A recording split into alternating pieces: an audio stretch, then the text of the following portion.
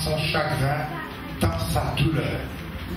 C'est soulager quelqu'un dans son chagrin, dans sa douleur. Et lorsque vous arrivez à les consoler, c'est que vous l'avez apaisé. Consoler, c'est apaiser quelqu'un. Amen. Amen. Oh, heureux l'homme qui apporte la paix, car il sera appelé fils de Dieu. Consoler. Et le deuxième sens de consoler, c'est apporter un réconfort. C'est réconforter quelqu'un. C'est aussi soutenir quelqu'un pendant les moments difficiles. Le soutien. Et la Bible nous dit qu'il est le soutien qui ne manque jamais pendant les temps difficiles. Il est le soutien qui ne manque jamais pendant les temps difficiles. C'est vrai que le Seigneur te connaît, moi je ne te connais pas.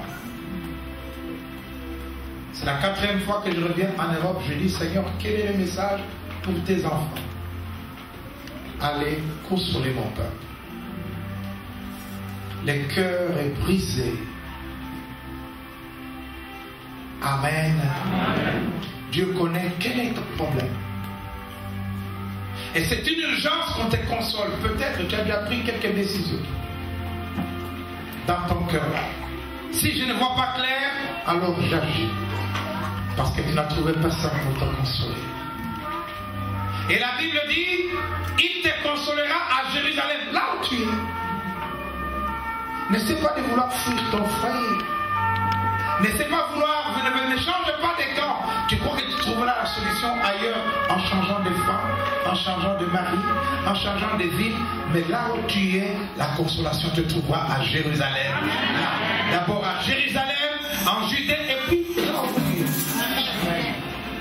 Tu n'as mon ninga, tu n'as dans la programme à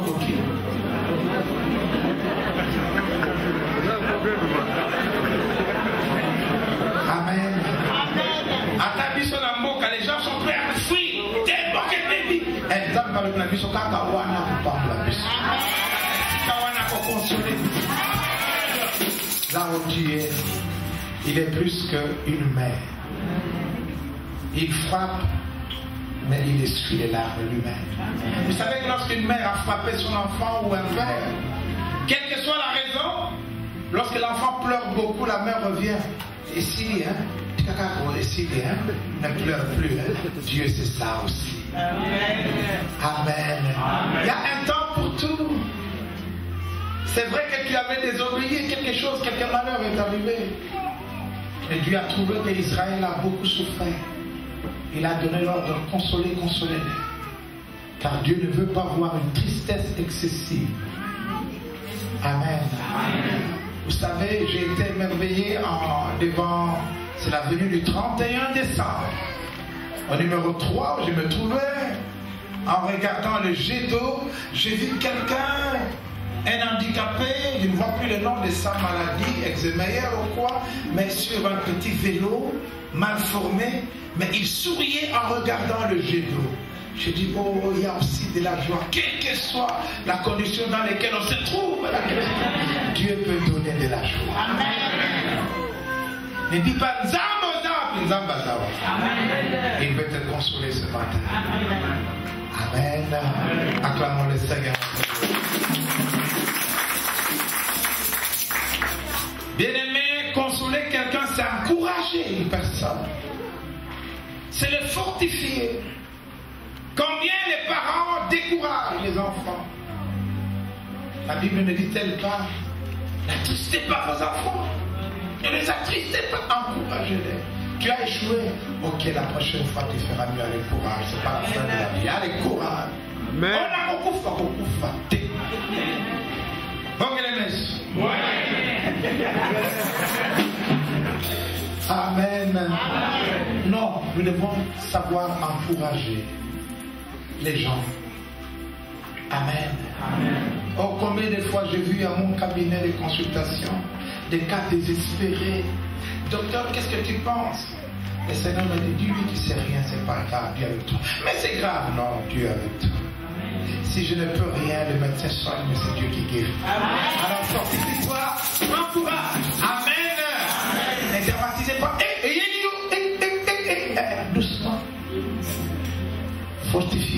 arriver à tout le monde. C'est pourquoi nous verrons qui a besoin de consolation. Quelle catégorie de personnes ont besoin de consolation. Et je m'avais posé la question, si tu as besoin de consolation, lève la main. Roger, tu n'as pas besoin de consolation? Amen. Acclamons le Seigneur. Même moi, j'ai besoin de consolation. Amen. Ceux qui ont du chagrin, quelle que soit la forme de ce chagrin, ont besoin de consolation à l'instar de Job. Lisons au chapitre 2. Job 2. Nous lisons du 11e au 13e verset de Job 2. Vous y êtes? Il est écrit 3 amis de Job, Eliphaz de Théman, Bildad de Shua et Tsophar de Naam, apprirent tous les malheurs qui lui étaient arrivés. Ils se concertèrent et partirent de chez eux pour aller le plaindre et le consoler. Ayant de loin porté les regards sur lui, ils ne le reconnurent pas et ils élevèrent la voix et pleurèrent. Ils déchirèrent leur manteau et ils se jetèrent de la poussière en l'air au-dessus de leur tête. Et ils se tinrent assis à terre auprès de lui 7 jours et 7 nuits sans lui dire une parole, car ils voyaient combien sa douleur était grande. Acclamons la parole de Dieu. Vous savez que Job avait tout perdu en un jour. Un seul jour. Tous ses enfants. Toute sa richesse. Il avait tout perdu et il est devenu malade. En un jour. Nous connaissons l'histoire. Et ses amis sont venus de loin ayant appris ce qui lui est arrivé pour le plaindre, pour le consoler. Mais vous savez, il y a des fois, c'est tellement grave que les mots manquent. Amen. Amen. Qu'est-ce qu'on va lui dire? On ne trouve pas des mots. Alors on préfère rester seulement à côté de lui. Pendant 7 jours et 7 nuits, sans dire un mot. Comment tu peux dire qu'on est allé sous terre? Oui, mais c'est ça là. Comme ça, on dit qu'on est allé sous terre. Et il est là, yo. Ah, on est la terre. Parfois, on n'a rien à dire. On laisse la personne pleurer. Amen. Amen. Parce qu'il n'y a pas de mots pour le consoler. Lorsque tu te regardes comment tu étais et ce que tu es devenu aujourd'hui, qu'est-ce qu'on dit de toi? Est-ce que ça, c'est toi ça? Ah. Est-ce que c'est vraiment toi? Oui, c'est moi. Alors les mots manquent. Les mots manquent. Une fois, la Bible nous apprend que le Seigneur a demandé dans le livre de Agé, qui a vu ce temple dans la première gloire? Qui l'a vu? Et comment vous le trouvez maintenant? Et le Seigneur demande, c'est comme rien, n'est-ce pas? Ah oui, c'est comme rien. Peut-être aujourd'hui tu te sens comme rien. Quand tu étais à Kinshasa chez toi avec des grandes maisons de voitures, peut-être ici il fait beau la paix, mais quelque part, quelque part. Quand nous étions à Léopoldville, nous prenions notre taxi seul pour aller à l'université, mais aujourd'hui, c'est 5-6 personnes qui a connu Léopoldville dans le temps. Aujourd'hui, comment vous le trouvez? Qui a connu ma maison dans les temps. Quand je me suis marié, il y avait la joie. Mais aujourd'hui, c'est même pas se faire une petite bise. On a la joie à l'église. Et en dehors de l'église. Ah. Alléluia. Amen. Parfois des moments. Mais on a besoin de consolation. Parfois tu ne trouves personne pour te consoler. Tu vas écouter la parole. Peut-être qu'on critique encore, tu en sois blessé. Les gens ne savent pas que les cœurs ont besoin de consolation. Alléluia. Amen. N'est-ce pas que dans Ésaïe au chapitre 61, la Bible déclare que l'Esprit de Dieu est sur moi. Il m'envoie pour consoler ceux qui sont en deuil, pour consoler les cœurs brisés. Alors si tu as l'Esprit de Dieu, Tu dois avoir l'esprit de consolation. Tu dois arrêter l'esprit de critique. Tu dois arrêter de blesser les gens. Si c'est le même esprit de Dieu, c'est l'esprit de consolation. Car le Seigneur est venu pour les malades. Et qu'il y a des cœurs brisés. Yo, qu'est-ce qui se passe? Yo, ah, faute yo. Oh, voilà. C'est pourquoi Job a dit, lorsqu'après 7 jours, ses amis n'ont pas trouvé des mots, lorsqu'ils ont parlé, ils ont commencé à juger. Dites-nous, Job, qu'est-ce que tu as fait réellement pour que de grandes choses t'arrivent comme ça? Hein? Ce qui t'est arrivé là, il faut confesser. Tu es sûr que tu n'as rien fait. Cherche bien les portes d'entrée. Cherche par où le diable est entré pour te cribler. Ils ont tellement parlé qu'au chapitre 16e de Job, il réagit en disant, et cela du 1er au 6e verset, Job dit, Job prit la parole et dit, j'ai souvent entendu pareille chose. Vous êtes tous des consolateurs fâcheux. Vous êtes des consolateurs fâcheux. Quand finiront ces discours en l'air? Pourquoi cette irritation dans tes réponses? Job, moi aussi je pourrais parler comme vous.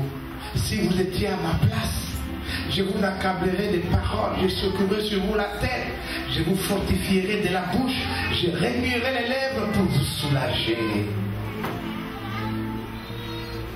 Alléluia. Amen. Nous avons été à un deuil. Cet homme perdait pour la seconde fois une femme. On a vu des gens regroupés. De quoi parlait-il? Ah, Laetitia. Parce que nous avons fait ça clair. Cet homme est dangereux. Mais vous venez les consoler en le jugeant. Fâcheux consolateur.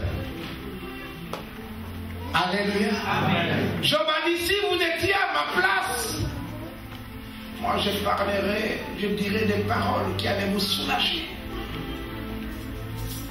Pourquoi vous me jugez? Parce que même celui qui a fait mal a besoin de consolation. Même celui qui est en prison a besoin de consolation. J'étais en prison, tu ne m'as pas visité, dit le Seigneur. Il n'a pas dit, Seigneur, pourquoi tu étais en prison, hein? Tu as volé, tu as fait les goundas. C'est pourquoi tu es en prison? Non, tu ne m'as pas visité quand tu es en prison. Bien-aimés dans le Seigneur, combien les hommes sont devenus méchants. Combien les femmes des hommes est alliées à Zui. À Zui. À Koye Baken Zam et la Bissosa Monene à Zui. Ah, tu as prié pour ça. Job a dit au chapitre 31, je n'ai pas ouvert ma bouche quand bien même les revers ont atteint mon ennemi. Je me suis tué. Vous savez ce qui arrive? Lorsque tu te moques de ton ennemi ou lorsque tu frappes l'un de tes fils, et qu'un autre se met à se moquer de lui, tu te retournes. Pourquoi tu te moques de lui? Toi aussi. Dieu c'est comme ça aussi. Ne te moque pas de l'autre. Ne le critique pas. Laisse le Seigneur régler son problème avec ses enfants. Mais toi, tais-toi. Ne te réjouis pas du malheur de ton ennemi. Amen. Amen. Oh, ça arrive entre églises. Attends, ta église dit, Bazui. Bango pesant dans la pasteur dans la courrier là. Ah, doucement. Demande au voisin, quand pour la dernière fois tu as réfléchi comme ça.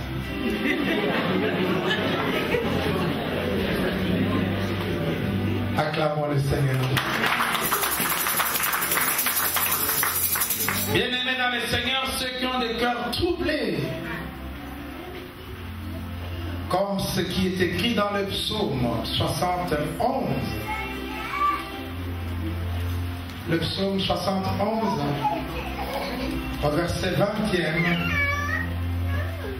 dit ceci. Verset 20 du psaume 71. La Bible dit, tu nous as fait éprouver bien des détresses et des malheurs, mais tu nous redonneras la vie, tu nous feras remonter des abîmes de la terre. Amen. Amen. Oh, toute chose concourt au bien de ceux qui aiment Dieu, certes, Mais combien de détresse, de difficultés, Seigneur, c'est toi qui nous as fait passer par ces épreuves. Mais je sais que tu nous relèveras. Amen. Je sais